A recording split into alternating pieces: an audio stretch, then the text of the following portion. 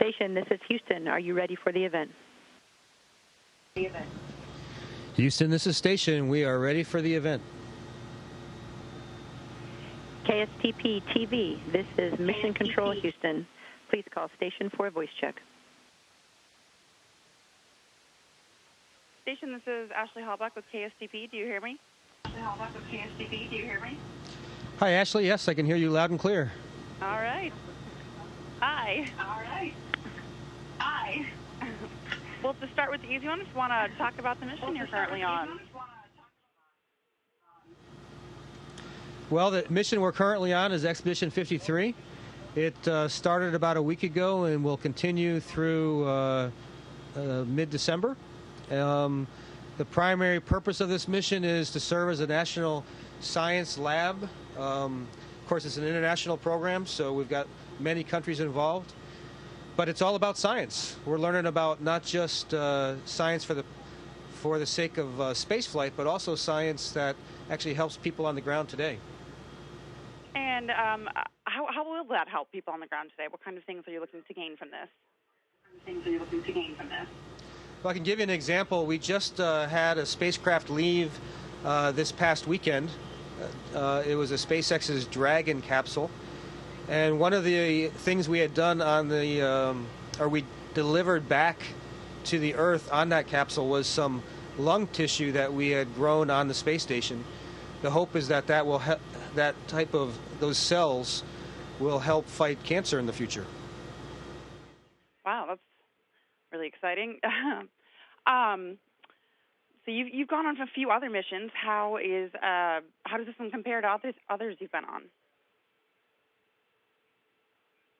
The other missions I've been on have all been on the ground. So this is my first space flight, and I'll just tell you really quickly, it's really an amazing experience. As the only new guy on the crew I'm in, sometimes I feel like a bumbling idiot sometimes, but that's quickly improving as I'm learning how to move around in zero-G.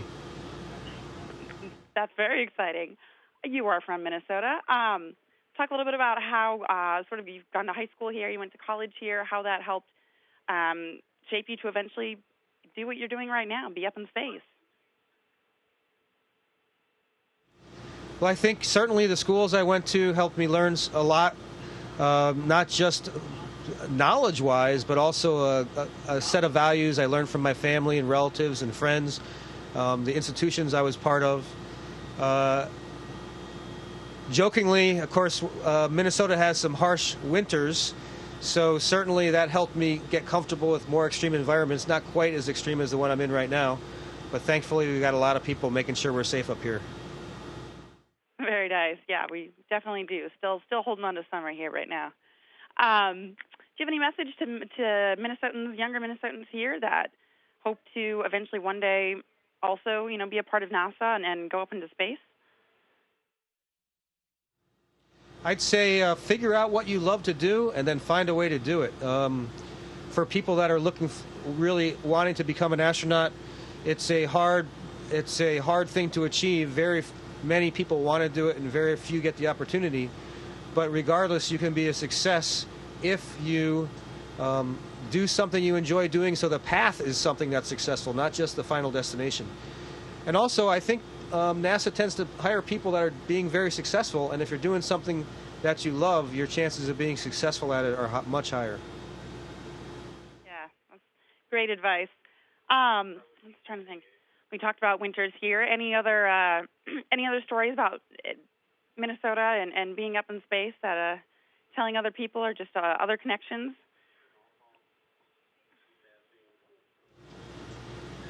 I'm hoping to take some pictures of places on the Earth, including Minnesota, and send back to the ground. So that'll be kind of fun. Of course, I've got to do so. That takes some planning because we travel over pieces of the planet very quickly. So I'm hoping to make that happen. Sure. Yeah, that would be very cool. And then you want to talk a little bit about how long you're up there and what other kind of work you do for NASA. Sure. I'll be up here for about 6 months. So my crew of 3 that launched together, on a Soyuz spacecraft. We are going to continue through Expedition 53 into Expedition 54, and the three of us will return to Earth around middle of February. We've got some spacewalks coming up on the space station, 3 of them, in fact. Lots of visiting vehicles. It's an exciting time to be on the space station. Once you do come back down, what other kind of work will you be doing with NASA to when you're back on the ground? My hope is that I get to help other people prepare to do exactly what we're doing right now. Every time, spaceflight experience is a rare commodity, and being able to pass on what you've learned to other people is really important. Of course, there's a lot of benefit to providing the perspective for future spacecraft to people that may not be aware of the type of issues that can come up. So we, astronauts on the ground, participate in a lot of technical jobs and provide support to meetings, continue to train for other flights. There's always that hope. So I'm not 100% certain, but I'm pretty positive that it will be interesting. Definitely sounds like it, for sure. Any other last thoughts or any other messages to family back here, to your parents or anyone else in Minnesota? Yes, definitely. To my family and friends, anybody who's following along with this adventure, thanks very much for the support. It really means a lot. Space flight is always interesting. It's not always easy, and the love and support of the people that you care about is extremely important. Thank you. Thank you.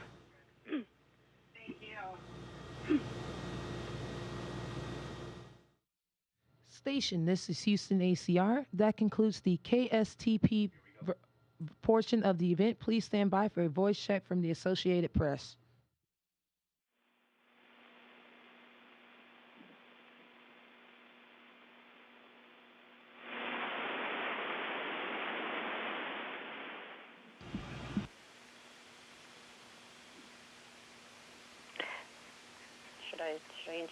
Should I say hello?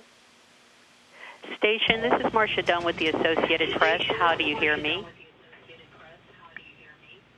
Marcia, we hear you loud and clear. How about us? Perfect.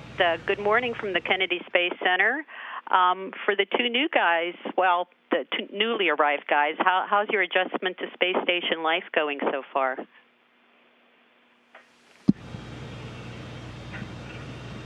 Hey, Marcia. This is Joe, and it's going great. It's been about 5 years since my last visit, so some things have changed, but it's been about a week, and I'm getting into the groove of things, and it's starting to feel like home again. Mark, what about you? So for me, it's starting to feel like home. It was quite a shock. Everything I wanted to do when I first got up here seemed a lot harder than I expected, because these guys were very good-natured about things. They'd see me floating by where they knew I wanted to stop, and they just kind of chuckle to themselves. But they'd all been through it before, too.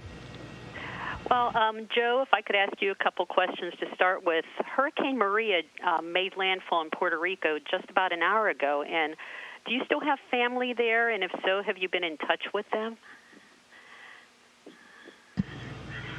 Well, thanks for the update. I'd heard about Maria, but haven't seen the track. And, yeah, I do still have a lot of family there. My parents were born there, so a lot of relatives, cousins, godparents. But, no, if it's happened in the last hour, I have not had a chance to talk to anybody. So I hope everyone's doing well and that you take care of yourselves. Well, have you seen the hurricane from space yet? I'm just wondering if you've gotten a peek at Maria. I have not seen Maria yet, and, it's kind of hard to believe, but, you get so busy in the day working so hard that at times you forget to look out the window. So I'll be looking at our application that lets us know where we're going, and hopefully we can take a look and see if we can get some pictures for folks. For this mission, did you take up any memorabilia for Puerto Rico or anything, for people there? Well, no Puerto Rican can travel without their Puerto Rican flag, so I have my share of those, and Pretty soon the space station is going to start looking like Puerto Rico with all the flags. So sorry, gentlemen. Well, thank you. And for all of you, I'm wondering how your homes in Houston fared from Hurricane Harvey. And also along those lines, has it been difficult being off the Earth or even getting ready for a mission, for that matter, at this time of such intense weather?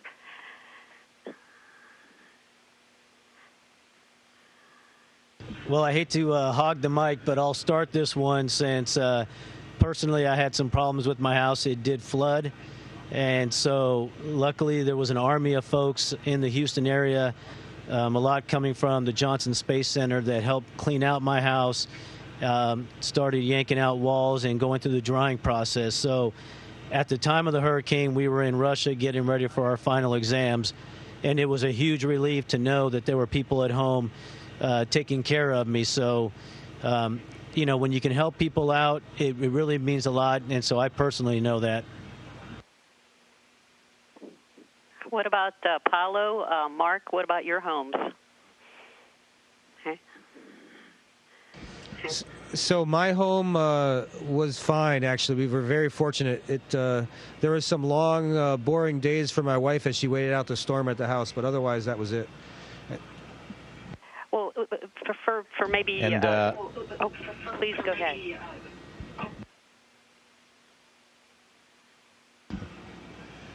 Yeah, continue for Mark. Let's finish.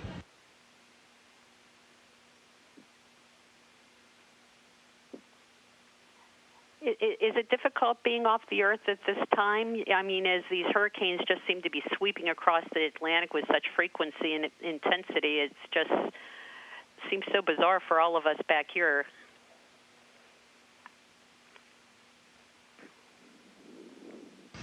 Yeah, I think it's certainly hard when people you care about are not in a situation where you can help them out and they need help. So that can be tough. But we're very fortunate because there really are a lot of people in the community where our families live that are willing to go out of their way to look after our families, recognizing that we can't do it ourselves. So that's been hugely appreciated. Joe, another question for you, if I might. I'm wondering if you have any education events planned for your mission. And I know Ricky Arnold's going to be following you next year. How do you hope to make a difference with your world classroom up there? Yeah, so we are fortunate that we're going to have a year of educators in space. And so NASA is taking advantage of this opportunity. We're doing lots of partnerships with folks, trying to take advantage of having us up here, being able to connect with teachers and students. I know we have various downlinks that are planned. I know I have one planned with students in Puerto Rico. And then we also have demonstrations that, we hope to perform all of the crew that teachers can use to enhance what they do in the classroom. So as much as we can do to help the great teachers out there, we're going to try to do that. Yeah, and Mark, for you, last week Jack Fisher said upon his return to Earth that being in space grows your faith. Those are his words. And I'm wondering, have you found this to be true for you? And what preparations did you make before the flight to keep your lights shining up there, as Jack put it?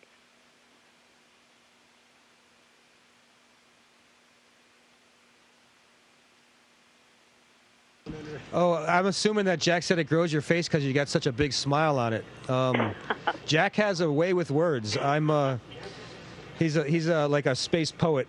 Yeah, I think it definitely is exciting. We were packing up that SpaceX spacecraft, and I remember thinking, I noticed that the cargo nets that we put inside the center stack looked a lot like a military cargo net. And I thought to myself, this is like getting some cargo ready for a parachute drop, except we're a lot higher up, and I thought that was pretty neat. For Paolo, I've been enjoying your photos of Italy from space, and if you could beam yourself down somewhere in Italy for a good meal, where would that be, and what would you eat? Marcia, that's tough questions because every region in Italy has its own speciality and its own flavors. And right now, I would be really hard pressed to pick any place. I mean, send me down anywhere. That would be really nice. It would be nice to be able to go down for a meal and come back again. That would be nice. Yeah, take me with you. Yeah, and I'll take these guys with me too. Well, wonderful. But what one dish are you hungry for if you could pick one? Well, actually, I'm always joking about the pizza, and not because the pizza is but it's a simple dish, and pizza usually means going out with friends, relax, and have a good time outside. Especially in Italy, you usually go on a pizza outside and you look at the sky, you look at the people passing around. So it's a kind of a social event, and this is what I'm missing a little bit. Station is really, really, really nice, but we tend to focus a lot on work, and a little bit of getting your mind out would not be bad. Let me also ask you, is the espresso machine up there still working? And if so, have you managed to have a cup or two of espresso? That's a good question. Well, everybody here is looking forward to this, to try this machine again. I found it somewhere stored all the way in the back. I brought with me some of these capsules that are needed for it. We did not have yet the time to set it up and try it again. We will do it in the future. We are really looking forward to do it. So far, we have the regular long coffee, but I guess a really good espresso would make a difference. Well, the 60th anniversary of Sputnik is coming up, and what are the plans to celebrate it from orbit?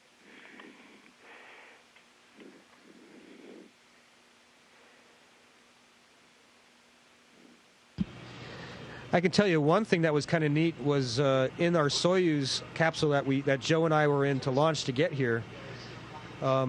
We used a miniature of the Sputnik, the very first satellite that was launched, in our spacecraft as the zero gravity indicator. There's a tradition for all those spacecraft that there's something hanging from the hatch between the habitation compartment and the descent compartment. And sometimes it's a stuffed animal, but we used a small satellite for ours in memory of that.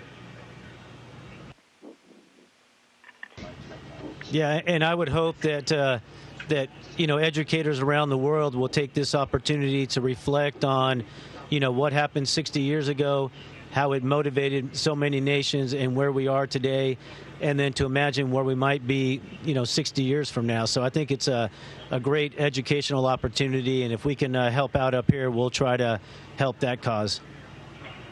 Joe, I was reading some of the quotes from years ago that you made upon being selected, and one was that when you got picked as an astronaut, when you were going into training, you figured you needed to get your long hair cut, and the kids were making some jokes.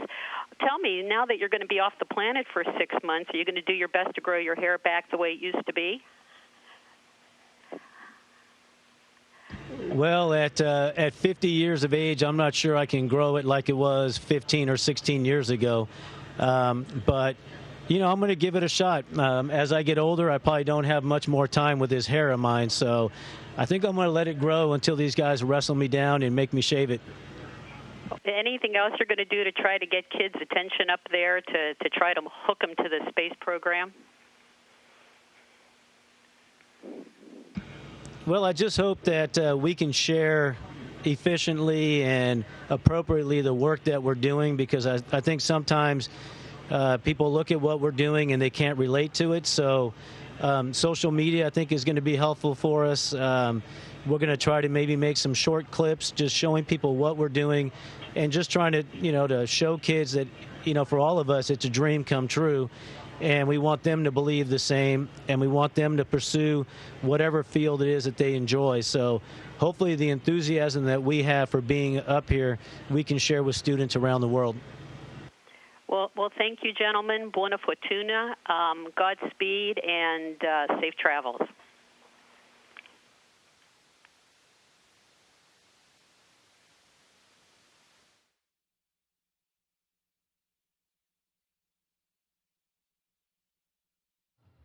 Station, this is Houston ACR. That concludes the event. Thank you, KSTP TV and Associated Press station. We are now resuming operational audio communications.